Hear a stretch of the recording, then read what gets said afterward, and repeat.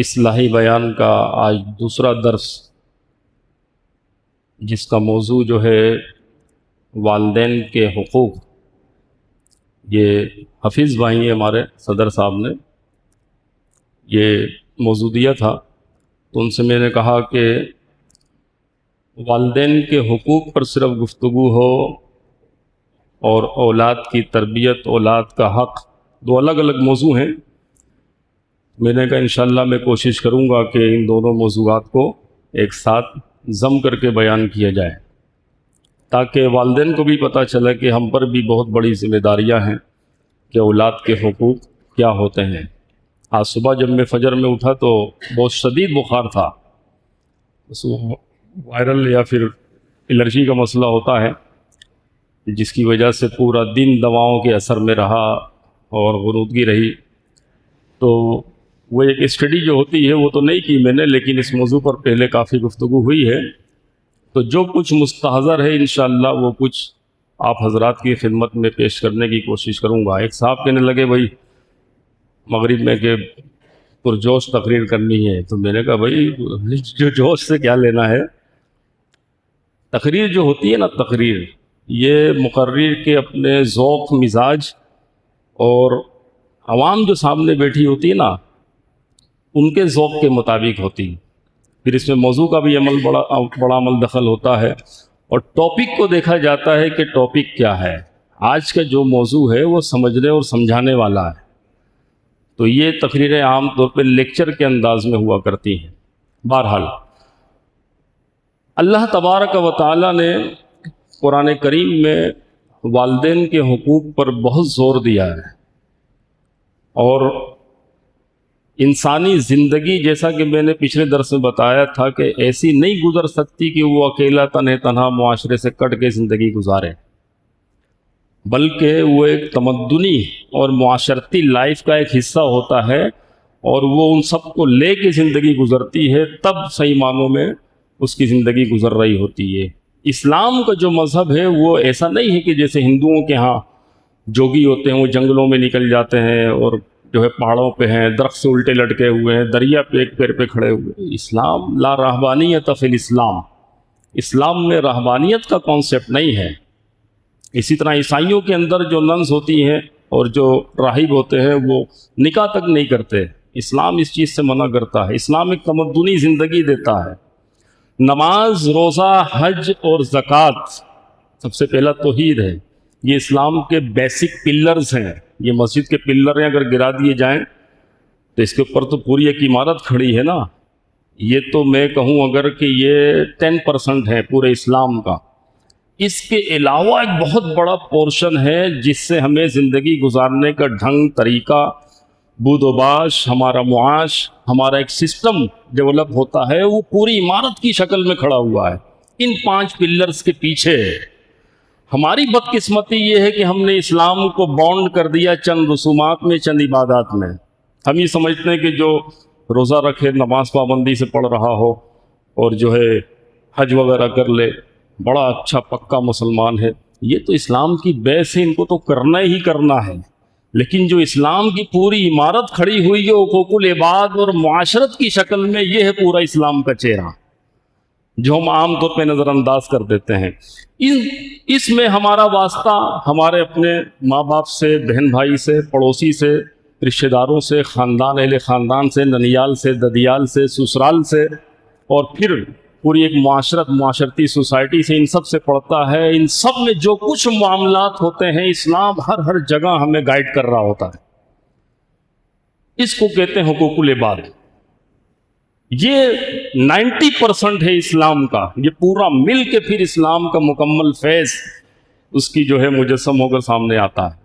تو ان حقوق العباد کے اندر سب سے پہلا واسطہ اور سب سے پہلا حق جو پڑتا ہے، جو ادا کرنا ہوتا ہے، وہ ہے والدین، ماں باپ۔ اب اس کی اہمیت کا اندازہ آپ اس بات سے لگائیں کہ قرآن پاک میں اللہ تبارک و تعالیٰ نے والدین کے حقوق بیان فرمائے۔ ایک جگہ فرمایا ان اشکر لی وَلِوَالِدَيْكَ، میرا شکر ادا کرو اور والدین کے شکر گزار بن کر رہو۔ اللہ کے حق کے بعد دوسرا حق کس کا بتایا گیا؟ والدین کا، اس سے والدین کی اہمیت کا پتہ چلتا ہے، اور ایسا کیوں ہے اس کی بھی وضاحت کروں گا میں۔ یہاں تو شکر کا لفظ ہے نا، شکر کیا چیز ہے؟ شکر دو طرح کا ہوتا ہے، شکر باللسان اور شکر بالجنان، یعنی کہ آپ زبان کے ذریعے سے شکر ادا کرتے ہیں، صحیح ہے۔ دوسرا اپنے باڈی ہے، اپنے اعمال سے جو ایکٹیویٹی ہوتی ہے باڈی کی، اس کے ذریعے سے رب کا شکر ادا کر رہے ہوتے ہیں۔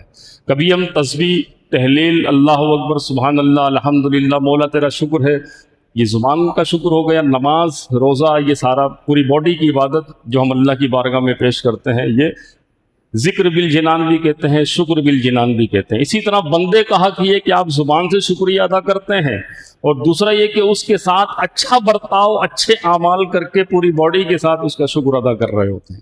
تو اس شکر کا حکم سب سے پہلا حق کس کا ہے؟ اللہ تبارک و تعالیٰ کے بعد والدین کا۔ ان اشکر لی ولوالدیک، بڑی اہم آیت ہے۔ اور دوسری سورہ بنی اسرائیل کے اندر پورا ایک بہترین قسم کی چند آیات اللہ تبارک و تعالیٰ نے نازل فرمائی ہیں، پوری امت کے لیے ایک بہت بڑا پیغام ہے۔ فرمایا وَقَضَىٰ رَبُّكَ أَلَّا تَعْبُدُوا إِلَّا إِيَّاهُ، اللہ نے یہ حکم فرمایا ہے۔ بلکہ قضا کا لفظ اگر فیصلے سے کریں تو یہ ترجمہ بنے گا اللہ تبارک و تعالیٰ نے فیصلہ فرما دیا ہے کہ تم اس کے سوا کسی اور کی عبادت نہیں کرو گے۔ اللہ تعبدوا الا ایاہ وبالوالدین احسانا، اور دوسری چیز فوراً بعد ارشاد فرمائی کہ والدین کے ساتھ احسان والا سلوک رکھو۔ اس سے ہمیں والدین کے حقوق کی اہمیت کا پتہ چلتا ہے کہ والدین کا اللہ نے کتنا بڑا درجہ رکھا ہے۔ اچھا، اس کی وجہ کیا ہے؟ ایک سوال ہے میرا۔ انسان آزاد پیدا ہوا ہے، اگر اس کو آزاد مائنڈ چھوڑ دیا جائے تو اس کائنات کے اندر وہ سرچ کرے گا، سے تحقیق کرے گا۔ امام اعظم کے نزدیک یہ فتویٰ ہے کہ اگر کوئی شخص جس تک دین کا پیغام، رسول کی تعلیم نہ پہنچی ہو، اور وہ محض اپنی عقل کے تصور سے ریسرچ کر کے، تحقیق کر کے، اس کائنات کی نشانیوں پر غور کر کے اللہ کے وجود کو پا لیتا ہے اور ایک اللہ کی گواہی دے دیتا ہے، تو اس بات کی امید کی جا سکتی ہے کہ اللہ تبارک و تعالیٰ اس کو بخش دے گا، اللہ اس کو بخش دے گا۔ سوال یہ پیدا ہوتا ہے کہ ہم اللہ کی عبادت کیوں کریں؟ ایک تو نا اللہ کو تسلیم کر لیا ہم، اس نے ہمیں مکلف کیوں کیا کہ ہم فجر میں صبح اندھیرے منہ ہی اٹھ جائیں، کوئی کسی بھی حالت میں نماز ادا کرنی ہے، 5 ٹائم ہمیں مسجد میں حاضر ہونا ہے، حاضر نہ ہو سکے تو گھر پہ نماز ادا کرنی ہی کرنی ہے، روزہ آ جائے تو روزے کی حالت میں ہمیں تکلیف، بھوکا رہنا ہے، پیاسا رہنا ہے، شدت برداشت کرنی ہے۔ اس کے بعد کیوں؟ کہ اللہ تبارک و تعالیٰ ان چیزوں کا محتاج ہے؟ اللہ ہمیں چاہتا ہے کہ میرا یہ بندہ تکلیف میں رہے؟ ہم مکلف کیوں کیے گئے؟ کیوں؟ یا ایھا الناس اعبدوا ربکم الذی خلقکم والذین من قبلکم لعلکم تتقون، پہلے پارے کے دوسرے ہی پیج پر قرآن کی آیت ہے کہ اے لوگوں، یا ایھا الناس اعبدوا ربکم، اپنے رب کی عبادت کرو، الذی خلقکم، وہ رب جس نے تمہیں پیدا کیا ہے۔ یہ ہے سب سے پہلی ریزن۔ میں بس یہیں تک جو اس کو روکوں گا، آگے گیا تو پھر علمی نوعیت کی بحثیں نکلتی۔ یہ سب سے پہلی ریزن ہے کہ ہم اللہ کی عبادت اس لیے کریں کہ اللہ تبارک و تعالیٰ کے ہم مخلوق ہیں، اس نے ہمیں کریشن کیا ہے، کریشن، عدم سے وجود بخشا ہے۔ لم یکن شیئا مذکورا، ہم کیا تھے؟ کل کو جو آنے والا ہے، پیدا ہونے والا ہے، کیا اس کا کوئی ذکر موجود ہے؟ کوئی اس کو یاد کرتا ہے؟ کوئی اس کی پہچان، کوئی اس کی جان؟ کچھ بھی نہیں ہے۔ ہم بھی جب اس دنیا میں نہیں تھے تو ہم تو نہ جانے کہاں تھے، ہمارا وجود ہی نہیں تھا۔ ہاں، اسلام یہ کہتا ہے کہ تمہاری روح عالم ارواح میں تھی، لیکن کوئی ذکر کردہ چیز نہیں تھے۔ اللہ نے نتھنگ سے اینی تھنگ کی طرف، عدم سے کوئی چیز نہیں تھی، اس نے ہمیں وجود بخشا ہے۔ پھر ہم اس دنیا میں آئے ہیں تو اللہ تبارک و تعالی ہمارا خالق ہے۔ وہ خالق کی خالقیت کا تقاضا انسان پر، اس کی ذمہ داری آتی ہے کہ وہ اس کا احسان مند ہو کہ اس نے ہمیں پیدا کیا ہے۔ اور اللہ تبارک و تعالی نے والدین کو جو اہمیت دی نا، دیکھیے اللہ کی بہت ساری صفات ہیں۔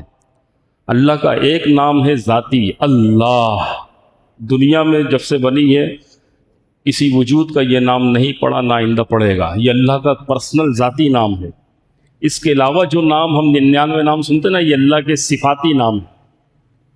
اور قرآن یہ کہتا ہے سورہ بقرہ میں صبغۃ اللہ، آخری پارے، پہلے پارے کے آخری پیج پر، سیقول کا پارہ شروع ہونے سے پہلے، صبغۃ اللہ، اللہ کے رنگ میں رنگو.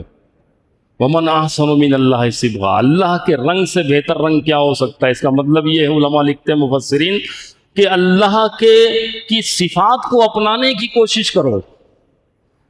اللہ رحیم ہے، تم بھی رحیم بنو. اللہ کریم ہے، تم بھی کرم کرنے والے بنو. اللہ رؤوف ہے، تم بھی اپنے اندر یہ صفت پیدا کرو. اللہ رحمان ہے، تمہارے اندر بھی یہ صفت ہونی چاہیے ایک انسان ہونے کے ناطے، کہ وہ خالق ہے، وہ کہتا ہے کہ میرے رنگ میں رنگ جاؤ. ایک تو یہ نا کہ ہم خود کسب کریں اللہ کے رنگ میں رنگنے کا، لیکن والدین کو اللہ نے یہ اہمیت اس لیے دی ہے کہ اللہ تبارک و تعالیٰ نے اپنی کچھ صفات اس کے اندر اس کو یہ عہدہ دینے سے پہلے، یعنی ماں باپ بننے سے پہلے وہ صفات اس کے اندر ڈالتا ہے. وہ کیا ہے؟ نمبر 1 میں تین چیزیں ذکر کرتا ہوں یہاں پہ. صفت خالقیت، پیدا کرنے والا کون ہے؟ اللہ تبارک و تعالی.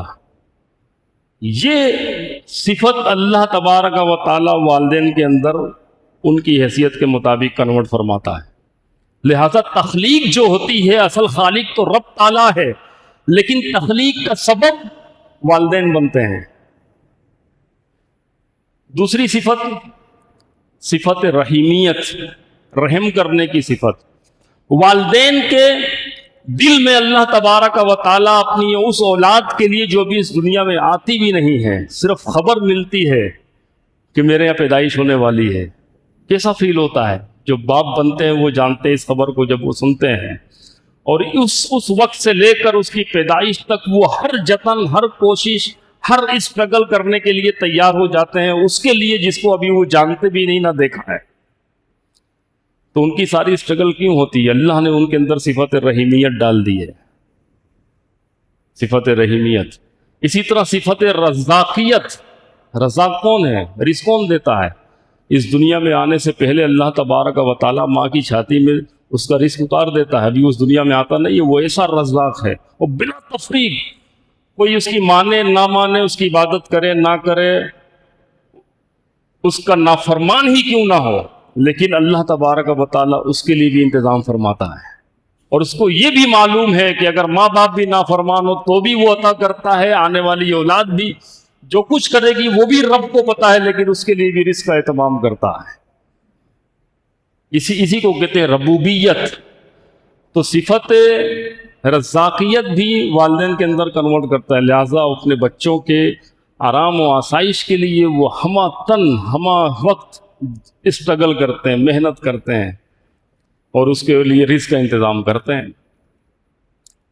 اسی طریقے سے صفت ربوبیت، رب کہتے ہیں پالنے والا.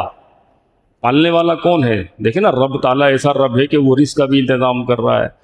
آنے والے کے لیے اسپیس نہیں بنتا جلدی، لیکن رب جب بھیجنا ہوتا ہے اس کو، اس کے لیے اسپیس بناتا ہے، اس کے لیے جگہ بناتا ہے، اور اس کے سارے زندہ رہنے کے اسباب و وسائل سب اکٹھے جمع کرنا شروع کر دیتا ہے. اور اس کا سبب اس ربوبیت کا کہ پال کون رہا ہے؟ اصل تو اللہ تبارک و تعالیٰ ہے، لیکن والدین کو اس کا سبب بنا دیتا ہے. ان کے دل میں مودت، محبت، رحم ایسا کہ ایک ماں باپ اپنے بچے کے لیے اپنی جان تک قربان کرنے کے لیے تیار ہو جاتے ہیں. اور صرف انسانوں کے اندر نہیں ہے، اس کی صفت خالقیت ایسی ہے کہ وہ دیگر جانداروں کے اندر بھی یہ چیز کنورٹ کرتا ہے. تو اسی لیے والدین کا جو مقام ہے وہ حقوق العباد میں سب سے پہلے آتا ہے کہ یہ ہے اصل وہ.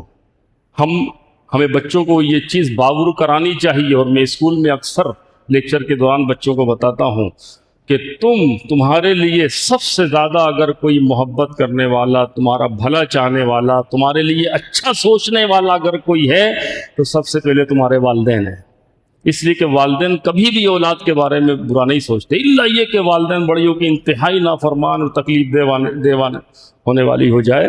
تو وہ ایک الگ بات ہے کہ کچھ معاملات چینج ہو جاتے ہیں، لیکن والدین بحیثیت ماں باپ کے اولاد کے لیے کبھی بھی برا نہیں سوچتے۔ یہ ہمیں بچوں کو یہ چیز ڈال دینی چاہیے۔ بہت سے لوگ والدین کے خلاف، گھر والوں کے دیگر افراد کے خلاف اولاد کو بھڑکا رہے ہوتے ہیں کہ تمہارے ابا نے یہ کیا تمہارے ساتھ، تمہاری اماں یہ کر رہی ہے، نفرت ڈال رہے ہوتے ہیں، نفرت کا بیج اس کے دل میں بول رہے ہوتے ہیں۔ ایسی اولاد کو سمجھنا چاہیے کہ میں سب سے بڑے خیر خواہ اگر کوئی ہیں تو میرے لیے وہ میرے والدین۔ سب سے پہلی چیز کہ ہمیں والدین کی اہمیت کا پتہ ہونا چاہیے۔ اب دیکھیے نا، ایک ماں ہے وہ کتنی قربانیاں دیتی ہے۔ قرآن کہتا ہے وَحَمْلُهُ وَفِصَالُهُ 30 شَهْرًا، کہ اس کے حمل اور اس کی دودھ پلانے کی ٹائمنگ، دودھ چھوڑانے تک کا کم سے کم ٹائم کتنا ہوتا ہے؟ 30 مہینے۔ 30 مہینے یہ کوئی معمولی ہے؟ ایک ماں پریگنینسی کے بعد سے جو تکلیف سہتی ہے، اٹھاتی ہے، اور آج کے دور میں تو وہ صحت بھی نہیں ہے، وہ مختلف مراحل سے گزرتی ہے، اس کی نیند خراب، اس کا جو ہے زندگی مشکل ترین ہو جاتی ہے۔ 9 مہینہ وہ ماں کے پیٹ میں، اس کے بعد 2 سال وہ، اگر اس کو اور بڑھائیں تو شرعی جو رول ہے کم سے کم پریگنینسی 6 مہینے کی اسلام نے ہمیں یہ ڈیوریشن دی ہے کہ کم سے کم اتنے ماہ کا بچہ بھی پیدا ہو تو نسب ثابت ہوگا، اور میڈیکل پوائنٹ آف ویو سے بھی ایسا ہی ہے۔ 1.0% بچے اس طرح پیدا ہوتے ہیں 6 مہینے، اسی لیے 30 سال کہا گیا۔ 2 سال وہ، 24 مہینے اور 6 ماہ پریگنینسی کے کم سے کم مقدار، بڑھ جائے تو 9 ماہ یا اس سے کچھ دن اوپر، تو اگر اس کو بھی ملا لیں تو 30 سے بھی اوپر چلا جاتا ہے۔ تو اتنے عرصے تک ماں اپنے بچے کو اپنے سے چمٹا کے رکھتی ہے، اس کی ہر چیز کا خیال رکھتی ہے، معاش کا انتظام ہو نہ ہو، لیکن وہ اس کے لیے ہر اس تکلیف کو دور کرنے کی کوشش کرتی ہے جس کو اندیشہ ہوتا ہے۔ بعض مائیں تو ایسی وہ خواب میں بھی ڈر رہی ہوتی کہ میرا بچہ کوئی اٹھا کے نہ لے کے چلا جائے، اللہ نے اس کے دل میں ایسی مودت ڈالی ہوتی ہے۔ سخت سردی کے عالم میں بچہ اگر پیشاب کر دے، بار بار کپڑے خراب کرتا ہے، تو وہ اس گیلے بستر پر سو کے ٹائم گزار دیتی ہے اور خود اس کو اپنی باڈی پہ سلا کے اس کی رات بتاتی ہے۔ کوئی اور مخلوق اتنی بڑی قربانی دے گی اس کے لیے؟ باپ کو دیکھیں کہ اولاد کی ذمہ داریاں آ جائیں، یہ تو احساس جب ہی ہوتا ہے ماں باپ کی اہمیت کا جب خود کی اولاد ہوتی ہے۔ اولاد کے لیے وہ صبح سے اسٹرگل کرتا ہے، محنت مزدوری، پسینے بہاتا ہے، محنت کرتا ہے، اور پھر سارا سب کچھ جو کچھ اس کو میسر آتا ہے جب وہ گھر میں قدم رکھتا ہے، بچے پاپا کے گھر، بابا کے گھر اس کی طرف لپکتے ہیں، اس کی ساری تھکن دور ہو جاتی ہے۔ لیکن وہ اگلی صبح پھر نئے سرے سے تیار ہو کے نکل رہا ہوتا ہے۔ یہ ساری صورتحال ہمیں بچوں کو بتانی ہوگی تاکہ والدین کی اہمیت کا ہمیں پتہ چلے۔ بڑی قربانیاں ہوتی ہیں تب جا کے بچے بڑے ہوتے ہیں، جوان ہوتے ہیں۔ یہ اولاد یہ سمجھتی ہے کہ بس ہم یوں ہی بڑے ہو گئے، یوں ہی بڑے نہیں ہوتے۔ ماں باپ کی سب سے زیادہ آپ کے بڑے ہونے میں قربانیاں ہیں۔ تو یہ والدین کا حق اللہ تبارک و تعالیٰ نے اسی سب سے پہلے رکھا ہے۔ اسی لیے میں کہتا ہوں، دیکھیے جو ماں باپ اپنے والدین کے لیے محنت کر، زندگی بھر محنت کرتے ہیں، پھر ایک ٹائم وہ آتا ہے کہ وہ بچوں کے محتاج ہو جاتے ہیں۔ سب کچھ مشاہدے میں ہے، محتاج ہو جاتے ہیں، اور پھر جو ہے معاش میں بھی وہ محتاجگی ہوتی ہے۔ بہت سارے ہمارے ہاں کرنٹ افیئر ایشوز ایسے ہیں جن کو حل کرنے اور سمجھنے کی ضرورت ہے۔ اولاد سے میں یہ بات کہتا ہوں، کتنے ہی بڑے کیوں نہ ہو جائیں، کتنے ہی بڑے منصب پہ کیوں نہ بیٹھ جائیں، یقین جانیے میں یہاں اپنوں سے تقریر کر رہا ہوں نا، میری جو خوشی میں جانتا ہوں، ورنہ ہم باہر قاضی بھی ہیں، عالم بھی ہیں، ڈاکٹر بھی ہیں، علامہ بھی ہیں، لوگوں کو ہمارا بیک گراؤنڈ نہیں پتہ، وہ جو جیسا دیکھتے ہیں ویسا تصور کرتے ہیں، لیکن ہم تو آپ کے درمیان پلے بڑھے ہیں نا، ہماری زندگی آپ کے سامنے کھلی کتاب کی شکل میں ہے۔ تو یہ ہمارے لیے ایک چیلنج ہوتا ہے کہ جو ریئلٹی کے مسائل ہیں وہ ڈسکس ہونے چاہیے، اور یہ بات لوگوں کو پتہ ہونی چاہیے۔ اسی طرح والدین اپنے بچوں کی ایک ایک چیز جان رہے ہوتے ہیں۔ اولاد یہ سمجھتی ہے کہ نہیں پتہ، ہمارے ماں باپ کو نہیں پتہ، سب کچھ پتہ ہوتا ہے، لیکن وہ اگنور کر رہے ہوتے ہیں، لیکن والدین سے ہی میں کہوں گا جہاں اگنور کرنے کی ضرورت ہے اسی لمٹ تک اگنور کیا جائے، لیکن دیکھیں اگر بچہ ہماری تربیت سے نکل رہا ہے تو پھر وہاں اگنور کرنے کی ضرورت نہیں ہے، پھر وہاں پہ تربیت کا ڈنڈا آپ کے ہاتھ میں ہمیشہ ہونا چاہیے۔ وہ بڑے بزرگ کہتے تھے نا کہ بھائی کھلاؤ سونے کا نوالا، لیکن دیکھو شیر کی آنکھ سے۔ شیر کی آنکھ سے دیکھنے کا مطلب نہیں کہ ہر وقت بچہ خوف میں رہے آپ کے، نہیں، تربیت کا ڈنڈا آپ اٹھا کے رکھیں، جہاں ضرورت پڑے بچے کی تربیت کی وہاں تربیت لازمی کریں۔ اور بچے جب بڑے ہو جائیں، کھانے کمانے لگ جائیں، ہمیشہ باپ نے دیا ہے نا بچوں کو، دیتا ہے وہ، اس کا ہاتھ ہمیشہ اوپر رہتا ہے۔ میں اپنے طلباء کو یہ نصیحت کرتا ہوں کہ جب کمانے کے قابل ہو جائیں تو اس وقت بھی باپ کا ہاتھ ہمیشہ اوپر ہی رہنے دینا۔ اوپر رہنے دینے سے مراد کہ آپ ایسے نہیں دینا اس کے ہاتھ میں، باپ کو ہمیشہ ایسے دینا، تاکہ جب وہ لے بھی نا، آپ سے محتاج ہو گیا ہے نا، آپ کا ضرورت مند ہو گیا ہے، تاکہ وہ لے بھی تو وہ آپ سے اس کا ہاتھ اوپر ہی رہے، اس کو پتہ چلے کہ ہاں میری اولاد مجھ سے کتنی محبت کرتی ہے۔ عام طور پہ اولاد یہ سمجھ رہی تھی باپ بوڑھے ہو گئے، ابا بوڑھے ہو گئے، اماں بوڑھے، کیا ضرورت ہے انہیں خرچے کی، کیا ضرورت ہے؟ بہت سے میں نے سنا لوگوں کے منہ سے کہ بھائی خرچہ مانگتے ہیں، انہیں خرچے کی کیا ضرورت ہے؟ ضرورت تو نہیں ہے، یہ آپ کی نظر میں ہے، لیکن ایک باپ کی جو اتھارٹی پاور ہوتا ہے نا، وہ بحیثیت باپ وہ ختم نہ ہو۔ وہ چاہتا ہے کہ میں بھی اپنے دوستوں میں اٹھوں بیٹھوں، چائے پیوں، کبھی کوئی چائے مجھے پلا دیتا ہے تو میں بھی چائے کا پیسہ میری جیب میں بھی رہے، خودداری برقرار رہتی ہے۔ کبھی نوازوں کی زندگی کیا بچتی ہے؟ عزیز رشتہ دار، دوست یار، اسلام تو یہ کہتا ہے کہ ماں باپ کے انتقال کے بعد ان کے دوستوں کو بھی نہ بھولا جائے، ان کے ساتھ بھی وہ رویہ رکھا جائے جو باپ کے ساتھ ہوتا ہے۔ حضور نے تو ہمیں اس حد تک آگے بڑھایا ہے۔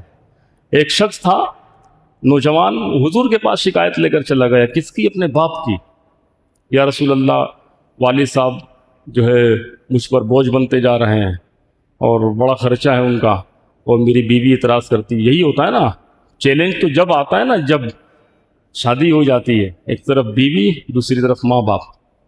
ایسے میں نوجوانوں کو کہتا ہوں کہ سنیں، ادھر کی بھی ادھر کی بھی بیلنس رکھ کے چلنا ہے، یہی تو آزمائش کا وقت ہوتا ہے۔ ادھر بیوی کے حقوق بھی پامال نہ ہو، بچوں کا حق بھی نہ ضائع ہو، ادھر والدین کو بھی تکلیف نہ پہنچے، والدین کی بھی حق تلفی نہ ہو۔ تو ایسے والدین کو ضرورت پڑتی ہے، ان کی کل دنیا ان کے پوتے پوتیاں، ان کے نواسے نواسیاں ہیں۔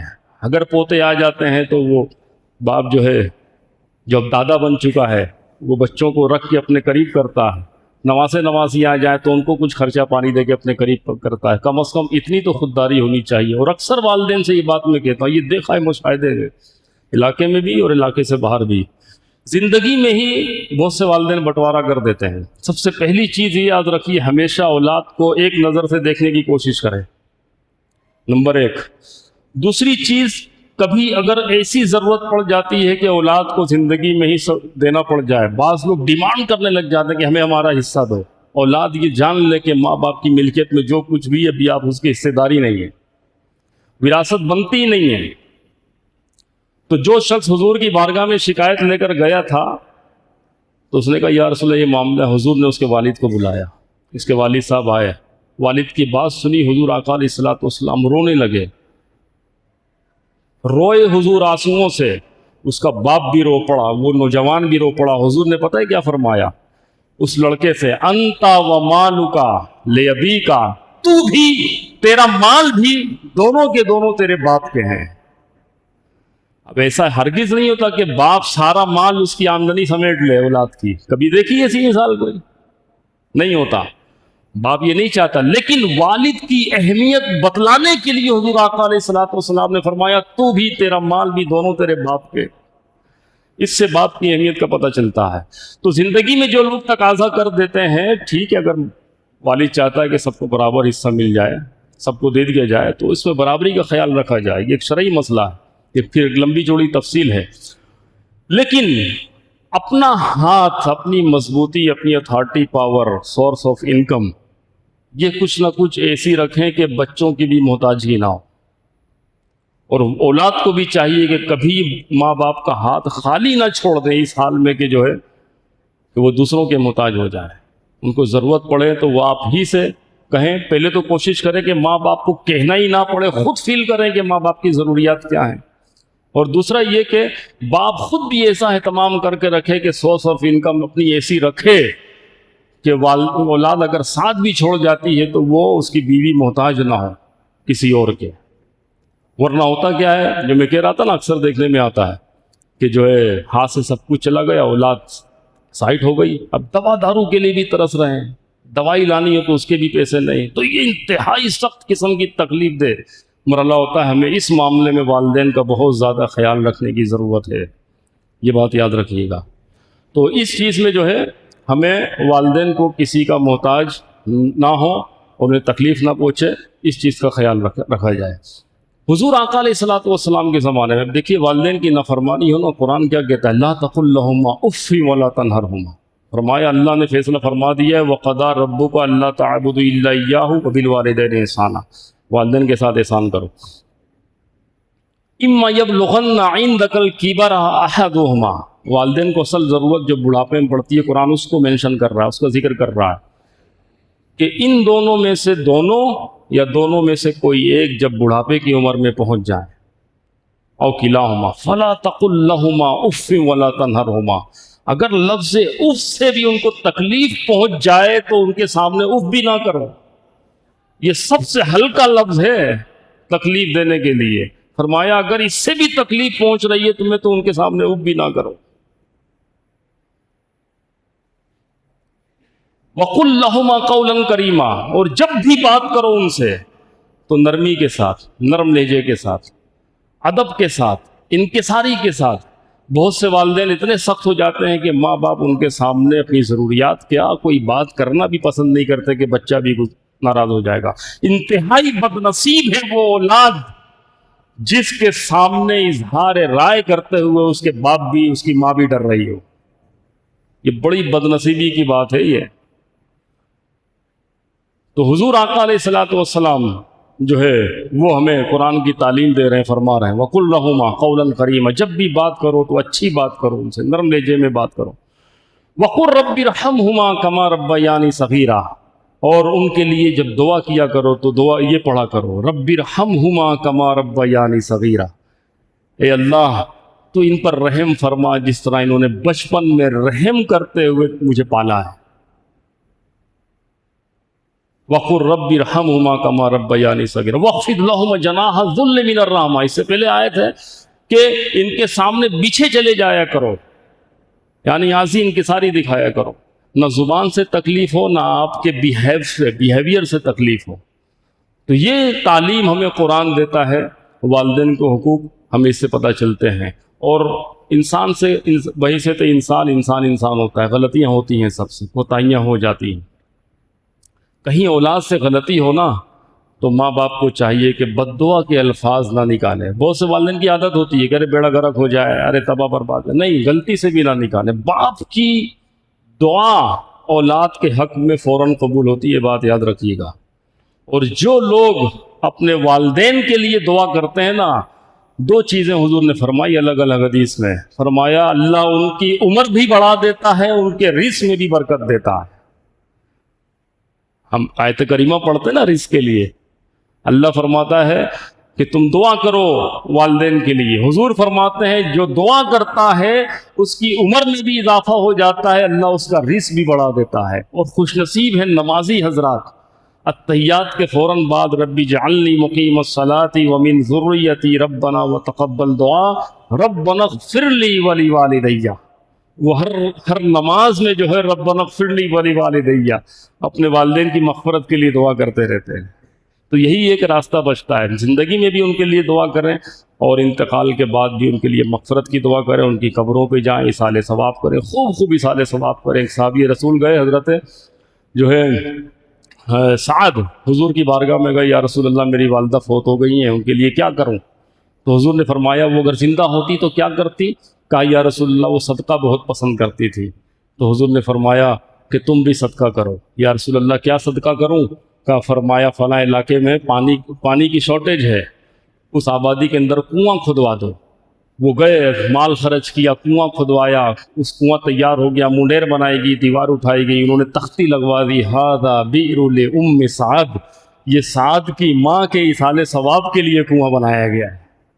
تو والدین کے ایصال ثواب کے لیے بہت سے ایسے مضبوط ایصال ثواب کے ذرائع ہیں جو آپ ایک دفعہ کر دیں تو زندگی بھر ان کے لیے ایصال ثواب ہوتا رہے گا۔ تو ایسے ذرائع ڈھونڈیں، ایسے ذرائع تلاش کریں۔ اور جو لوگ تکلیف پہنچاتے ہیں ان کے لیے حضرت علقمہ کی ایک حدیث میں لازمی سنانا چاہوں گا، اچھا وہ ذہن میں آ گئی۔ حضرت علقمہ صحابی رسول ہیں، ان کے انتقال کا وقت آ گیا، حضور کے پاس خبر آئی کہ علقمہ بڑی تکلیف میں ہے۔ حضور نے کہا اچھا، کہ لگتا ہے وقت نزا ہے، حضور نے حضرت بلال، حضرت خباب بن الارت، ایک اور صحابی جنہوں نے زندگی میں بڑی مشقتیں اٹھائی تھیں، تکلیفیں اٹھائی تھیں اسلام کی راہ میں، ان تینوں کو بھیجا کہ جاؤ دیکھ کے آؤ معاملہ کیا ہے۔ تینوں گئے، حضور کی وہاں حضور نے اجازت دی، گئے، ان کو کلمے کی تلقین کی جا رہی ہے، زبان نہیں چل رہی، بس ایک جگہ ساکت ہیں، جامد ہیں، اندازہ ہو گیا کہ وقت نزا ہے۔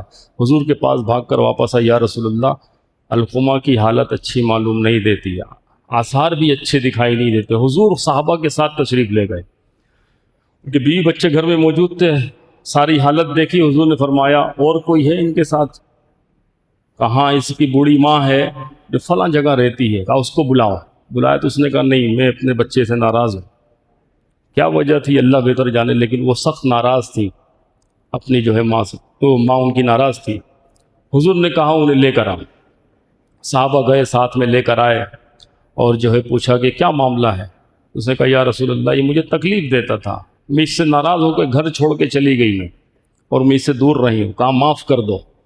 حضور نے فرمایا معاف کر دو۔ نہیں یا رسول اللہ بڑی تکلیفیں پہنچائیں گی، میں معاف نہیں کروں گی۔ میں جو کہتا ہوں نا کہ ماں باپ کو معاف کر دینا چاہیے اولاد کی غلطیاں، ورنہ پھر معاملات بگڑتے ہیں آگے سلجھنے کے بجائے۔ یہ اللہ کا نظام قدرت ہے، جو ماں باپ کے ساتھ برا سلوک کرے گا وہ دنیا میں دیکھے گا، پلٹ کے آتا ہے، مکافات عمل ہے، بڑا اہم معاملہ ہے یہ۔ اب ان کی حالت یہ ہے، حضور آقا علیہ الصلوۃ والسلام ان سے فرما رہے ہیں کہ معاف کر دو، کہتے یا رسول اللہ میں معاف نہیں کرتی۔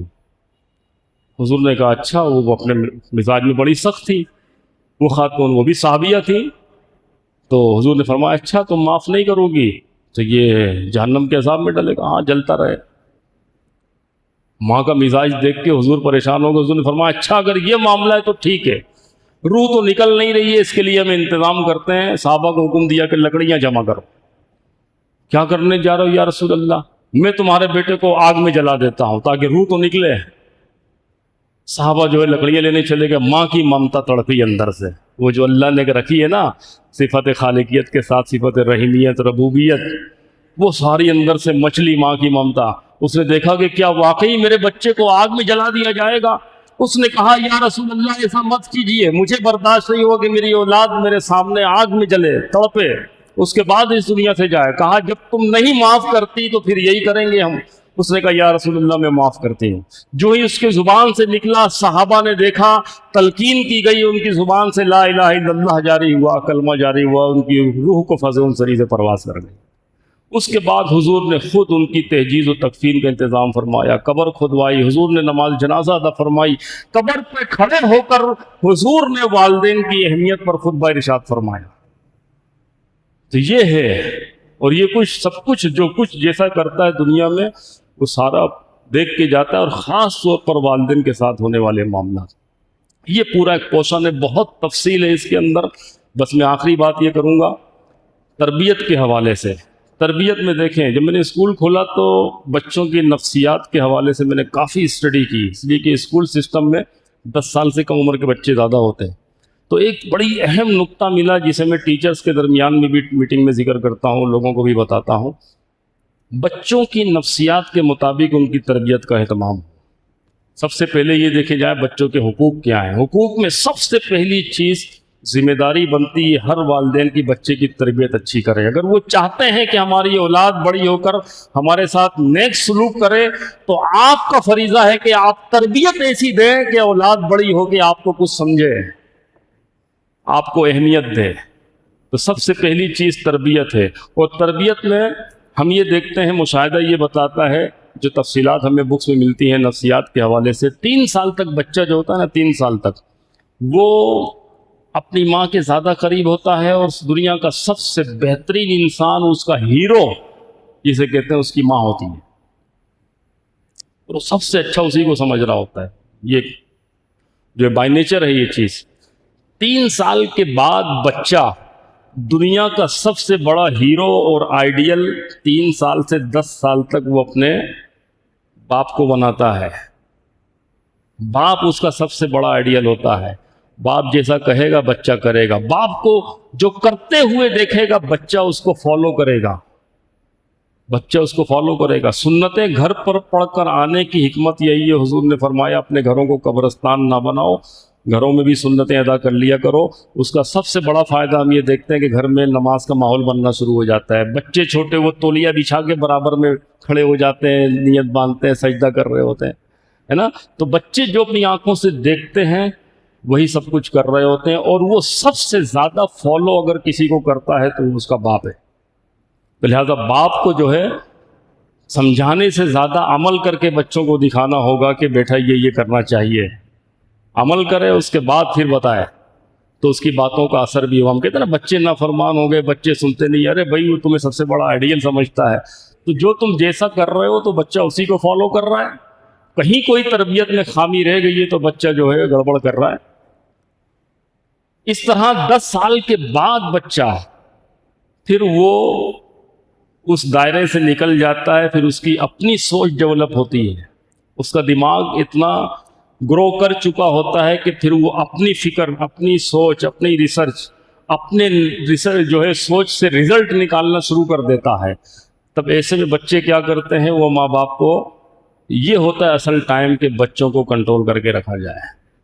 اس لیے کہ باہر نکلتے ہیں، باہر کا ماحول دیکھتے ہیں، دوسروں کو پہنا ہوا دیکھتے ہیں، اپنے اوپر اپلائی کرتے ہیں، دوسروں کے ہاتھ میں کوئی چیز دیکھتے ہیں، اپنے اوپر اپلائی کرتے ہیں، دوسروں کی زندگی کو دیکھتے ہیں، اپنی زندگی سے اس کا موازنہ کر کے دیکھتے ہیں. اس عمر میں بچہ ماں باپ کو تنگ کرنا شروع کرتا ہے. یہ بچے کی نفسیات ہے. ہمیں اس چیز کو سمجھ کے اس کی تربیت کرنی ہے، خاص طور پہ اس عمر میں آپ نے اگر تربیت کا ڈنڈا ہٹا دیا تو آپ کا بچہ آپ کے ہاتھ سے گیا. اب وہ کیا کرتا ہے، عام طور پہ جو دیکھنے میں آتا ہے مشاہدے میں، وہ باپ سے ڈیمانڈ نہیں کرتا زیادہ چیزوں کی، اس لیے کہ ڈر ہوتا ہے باپ کا. وہ باپ کی غیر موجودگی میں ماں سے لڑتا ہے کہ میرے کپڑے ایسے نہیں ہیں، میں فلاں درزی کیسے نہیں سلواؤں گا، آج کل یہ فیشن چل رہا ہے، میں ایسا کپڑا پہنوں گا، مجھے موبائل چاہیے. اور جب باپ آتا ہے بچہ خاموش. پھر رات کے وقت میں ماں بتا رہی ہوتی ہے کہ بچے نے بہت تنگ کیا ہے، بہت ستایا ہے، یہ مانگ رہا ہے، وہ مانگ رہا ہے. تو اب تربیت کا تقاضا یہ ہے کہ صرف اب آپ کا حکم مسلط نہیں ہونا چاہیے. اب بچے کی سوچ کے مطابق جو اس کے لیے بہتر ہو وہ آپ کریں. بچہ اگر تعلیم حاصل کرنا چاہتا ہے، دیکھیں کہ بچہ کس چیز میں ایکسپرٹ ہے، انٹرسٹ کس چیز میں لے رہا ہے، کیا کہہ رہا ہے، وہ اس فیلڈ میں اس کو ڈالیں. بچہ اگر آبائی کام اپنا نہیں کرنا چاہ رہا تو اس کو سمجھیں کہ ہم زبردستی تو نہیں کر رہے، بچہ یہ کرنا نہیں چاہتا، کچھ اور کرنا چاہ رہا ہے اور وہ اس میں آگے نکل سکتا ہے تو رسک لیں. بچوں کو رسک لینا سکھائیں. اسی عمر سے بچے سیکھتے ہیں. جو والدین اپنے معاملات میں بچوں کو کس کے رکھتے ہیں اور چاہتے ہیں کہ جیسا میں کہوں پوری زندگی میرا بچہ فالو کرے، امپوسیبل، باغی ہو جائے گا، نہیں فالو کرے گا. انسان کی نفسیات ہی یہ نہیں ہے. وہ جب چاہتا ہے کہ میں رسک لوں فلاں چیز میں تو اس کو رسک لینے دیں. ایک بہت بڑی خامی یہ ہے کہ بچے جو وقت سے پہلے اسٹرگل کر کے کوشش کر کے اپنے پیروں پہ کھڑے ہو جاتے ہیں، تھوڑا سا آزادی مانگتے ہیں، وہ چاہتے ہیں کہ میں اب اپنے معاملات کو علیحدہ کروں. تو ہمارے ہاں اس کو اس طرح نگیٹو انداز سے پیش کیا جاتا ہے کہ بھئی یہ تو اپنے گھر سے الگ ہو گیا. الگ ہونے کو بہت ہی برا تصور کیا جاتا ہے. میں نے باہر کی دنیا میں اس چیز کو مشاہدہ کیا ہے. بچہ جب کمانا شروع کرتا ہے، اکلوتا بچہ بھی ہو، ماں باپ اپنے سے الگ کر دیں گے، اپنا کماؤ بناؤ، اس لیے کہ وہی اس کی اسٹرگل کی عمر ہے، وہی اس کی سیکھنے کی، نقصان کر کے سیکھنے کی عمر ہے، اور کچھ بنا لے جانے کا اس کے اندر جذبہ ہے. اس جذبے میں جب وہ اس کو علیحدہ کرتے ہیں کہ ٹھیک ہے تم بناؤ، اپنا کرو. 25 سال کی عمر کے لوگوں کو میں نے دیکھا، نوجوانوں کو ابھی شادی نہیں ہوئی، گھر بنا کے کھڑا کر دیا. اکثر شادی نہیں ہوتی ان لوگوں کی جو گھر نہیں بنا پاتے، اور وہاں کم عمر میں شادی کا رجحان ہے. مسلمان گھرانوں میں 18-19 سال کی بچیاں، 23-22 سال 25 سال کے بچے شادی ہو جاتی ہے، اور یہی عمر ہے اصل شادی کی. تو الگ کرنے کو اس نگیٹو انداز سے نہ لیے. جب بعض ماں باپ دیکھتے کہتے جا پتہ چلے گا تیرے کو دال روٹی کا بھاؤ، دیکھ لیں گے کیا کر کے دکھا دے تو. یہاں تو تھپکی دینے کی ضرورت ہے، سہارے کی ضرورت ہے، اس کا حوصلہ بڑھانے کی ضرورت ہے. ابھی سے تم اس کا حوصلہ توڑ دو گے اگر تو وہ کیا کرے گا. دعا آپ کی شامل حال نہیں ہوگی تو بچہ ترقی نہیں کرے گا. میں نے بتایا نا، باپ کی دعا ماں کے جو ہے اولاد کے حق میں قبول ہوتی ہے. ماں کے قدموں تلے جنت ہے، تو باپ کی دعا کا ساتھ ضروری ہے. دونوں کو ساتھ لے کے چلنا ہے. تو ایسے میں اچھا ایسا نہیں کہ میں الگ ہونے کو کوئی پروموٹ کر رہا ہوں، نہیں، میں وہاں جہاں ضرورت ہو تو بچوں کو رسک لینا سکھائیں. دوسری بڑی اہم بات یہ کہوں گا، آپ ہم سب ایک ہی برادری کے ہیں، ہمارے یہاں دوسرے کام کو کرنے میں لوگ ڈر رہے ہوتے ہیں. وہ کہتے ہیں کہ نہیں، میں یہ صرف لومی چلایا ہم نے، جدی پشتی کام ہے، اس کو چھوڑ نہیں سکتے. اگر اولاد اس سے ہٹ کے بھی کچھ کرنا چاہتی ہے تو دنیا بہت بڑی ہے. لوم کتنے حصے میں ہے، امبرائڈری مشین اتنے حصے میں ہے نا، باقی دنیا والے جی رہے ہیں نا، ایک سے ایک لوگ نکلے ہوئے ہیں. تو آج کل تو فری لانسنگ کا دور ہے اور سوشل مارکیٹنگ کا دور ہے، ڈیجیٹل مارکیٹنگ کا دور ہے. اگر آپ کا بچہ یہ سب کرنا چاہتا ہے تو اس کے اندر رسک لینے کی صلاحیت پیدا کریں، اس کا حوصلہ بڑھائیں. ہاں بیٹا تو کر، تیرے پیچھے میں موجود ہوں. آپ کی ایک تھپکی، آپ کا ایک حوصلہ اس کو جو ہے کامیابی کی سیڑھیاں چڑھا دے گا اس کو. تو تربیت میں اس چیز کا بڑا اہم کردار ہوتا ہے کہ باپ کا حوصلہ اس کو ظاہر عمر کے ایک حصے تک وہ باپ کو اپنا آئیڈیل ہیرو سمجھتا رہا ہے. آج آپ کی سپورٹ ہو، دنیا بھلے ساتھ چھوڑ دے، لیکن باپ کی سپورٹ ہوگی، اولاد کو کامیابی کی طرف لے کر چلی جائے گی. اور اس کے لیے دعائیں دیتے رہیں. اور جب بھی کوئی اہم قدم بڑھائیں، اولاد سے میں کہتا ہوں، ماں باپ اگر زندہ ہے، یہ تجربہ ہے میرا، کوئی نیا کام، نئی چیز، کوئی جو ہے نئی منزل کی تلاش میں نکلیں تو ماں باپ کا ہاتھ پاؤں جو ہو سکے ان کی دعا لے کے چوم کے نکلیں، پھر دیکھیں کامیابی کیسے ملتی ہے. ہاتھ پیر چوم کے نکلیں. میں اپنے اسکول میں ہر بچے کو یہ سکھاتا ہوں کہ اسکول آنے سے پہلے ماں باپ کا ہاتھ چوم کے آیا کرو. کرتے ہیں؟ یہاں کچھ لوگ بیٹھے ہوئے ہیں. میں پوچھتا ہوں کہ کون کون بچہ ماں باپ کا ہاتھ چوم کے آیا. ابھی سے جب عادت پڑے گی تو ان کے لیے ایک تڑپ اولاد کے دل میں بھی، ماں باپ کے دل میں بھی. وہیں سے دعاؤں کا ایک سلسلہ شروع ہوتا ہے جو بچے کو کامیابی کی منزل طے کراتا ہے. اور دوسری چیز میں یہ کہوں گا، آپ کو پتہ ہے یورپ میں اس وقت قانون پاس ہو چکا ہے کہ 12 سال کی عمر کے بچے پرسنل موبائل نہیں رکھ سکتے. وہ ہم سے 100 سال آگے ہیں ترقی میں. ان کے ہاں رزلٹ اس چیز کا آ چکا ہے کہ کم عمر بچے موبائل کے نشے میں یا موبائل کی لت میں پڑ کے کون سی ان بیماریوں کے نام بھی سامنے آ گئے کہ اس سے فلاں بیماری پیدا ہوتی ہے، فلاں بیماری پیدا ہوتی ہے. موبائل کا استعمال اگر اچھا ہو تو فائدہ مند ہے. پورا آفس ہے، اس میں لوگ لاکھوں کروڑوں ڈالر اسٹرگل کر کے، محنت کر کے آفس میں بیٹھ کر، گھر میں بیٹھ کر کما رہے ہیں، اس میں کوئی شک نہیں ہے. لیکن ایک لمٹ تک محنت ہوتی ہے ڈیجیٹل مارکیٹنگ میں. اس سے زیادہ آگے بڑھے تو پھر نفسیاتی مسائل بھی جنم لیتے ہیں. ہمارے ہاں جو معاشرہ ماحول ہے، ہمارے ہاں ہر چیز کا استعمال ہم نگیٹو کرنا شروع کر دیتے ہیں. اب اگر بچے کو، یا خاص طور پہ میں کہوں گا بچیوں کو، جو پرسنل موبائل دیا جاتا ہے بہت بڑی خرابی جنم لیتی ہے. اور میں سوشل میڈیا کے ذریعے سے تقریر ریکارڈ ہو رہی ہے، میں اپنی بچیوں کو، یہ ساری بچیاں قوم کی بچیاں، ہماری بچیاں ہیں، ان کو یہ پیغام دینا چاہوں گا کہ جان لے یہ آرٹیفیشل انٹیلیجنس کا دور ہے، اے آئی کا دور ہے. آج اگر آپ ایک تصویر کھینچ کے موبائل میں رکھ لیتے ہیں، وہ تصویر ڈال کے کسی بھی قسم کی ویڈیو ڈیولپ کی جا سکتی ہے، اور ایسی ہے کہ آرٹیفیشل کے ماہرین بھی شناخت نہیں کر پاتے کہ یہ ریئل ہے کہ یہ فیک بنی ہوئی ہے.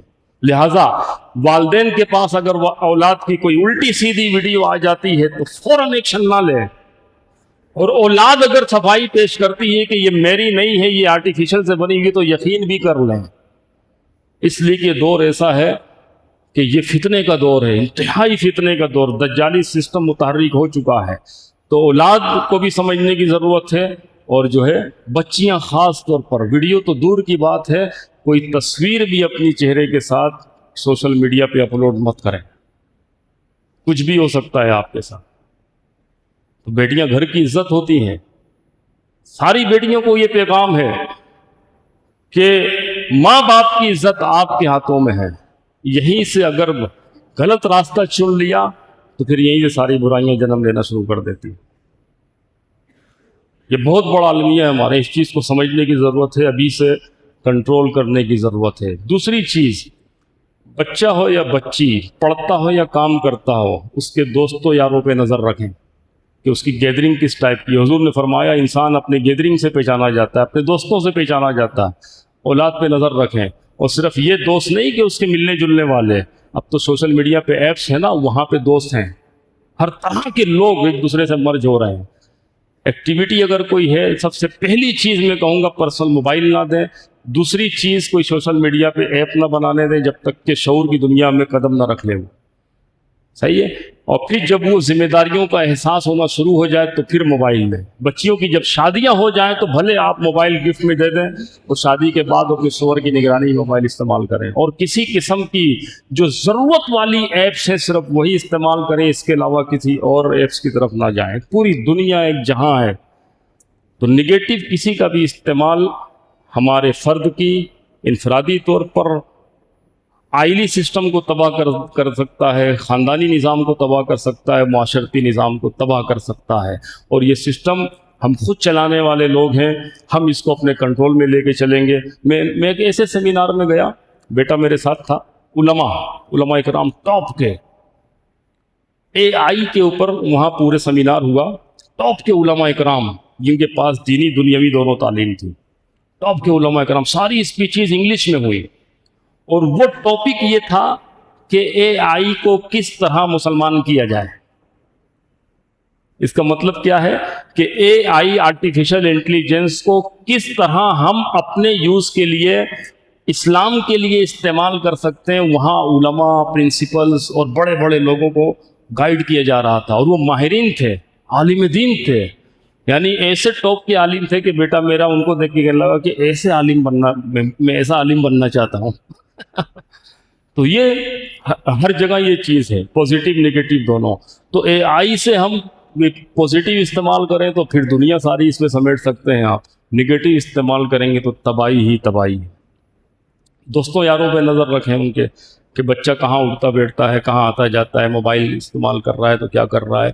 گھر کا ایک، جس طرح ہمارے یہاں جوائنٹ فیملی سسٹم میں پورا ایک ٹی وی ہوتا تھا، لاؤنج میں رکھا رہتا تھا، اسی طرح گھر کا ایک موبائل ہو جو کمرے کے اندر یوز نہ ہو، کوئی بھی استعمال کرے، بیوی ہو، ماں باپ ہوں، اور جو ہے بچے ہوں، وہ وہیں بیٹھ کے استعمال کریں۔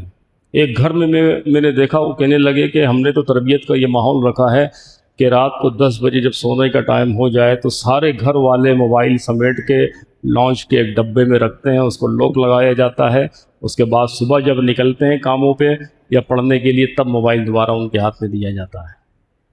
تو یہ کرنے والے کر رہے ہیں، اور یہیں سے ہماری جو ہے تربیت کا آغاز ہوتا ہے۔ 12 سال کی عمر کے بعد بچہ پھر ایک ٹائم تک اس پر خاص طور پہ جو ہے تربیت کا مرحلہ اس سے گزرے، اور اس میں اگر وہ خراب ہو گیا تو آؤٹ آف کنٹرول ہوگا، اس میں کنٹرول کر لیا، اور جو کچھ آپ پیچھے کرتے ہیں نا وہ لوٹ کر آتا ہے۔ خون اچھا ہوگا، تربیت اچھی ہوگی، یقین جانیے بھٹکے ہوئے لوگ بھی واپس پلٹ کے آ جاتے ہیں، یہ دیکھتے ہیں نا آپ مشاہدے میں۔ لیکن اگر خون خراب ہوا تو خون خرابہ ہوتا ہے۔ تو اپنا خون اچھا رکھیں، اپنی تربیت اچھی رکھیں، سوچ اچھی رکھیں، اپنی ذمہ داری ادا کر دیں، تربیت کی رب سے دعا کریں، اور پھر نتیجہ اس کے اوپر چھوڑ کر دیکھیں، اللہ تبارک و تعالیٰ آسانی پیدا فرماتا ہے۔ تو یہ مختصر سی زندگی ہے، والدین کے حقوق کو بھی سمجھ کے چلنے کی ضرورت ہے، اولاد کی تربیت بھی انشاءاللہ نسلیں آگے اسی طرح پروان چڑھیں گی اور آگے بڑھتی چلی جائیں گی۔ اللہ تبارک و تعالیٰ ہم سب کی، ہمارے اہل محلہ کی، تمام لوگوں کی جان و مال، عزت و آبرو کی حفاظت فرمائے، اور زندگی کو احکام شریعہ کے مطابق گزارنے کی توفیق عطا فرمائے۔ آمین۔ وآخر دعوانا ان الحمد للہ رب العالمین۔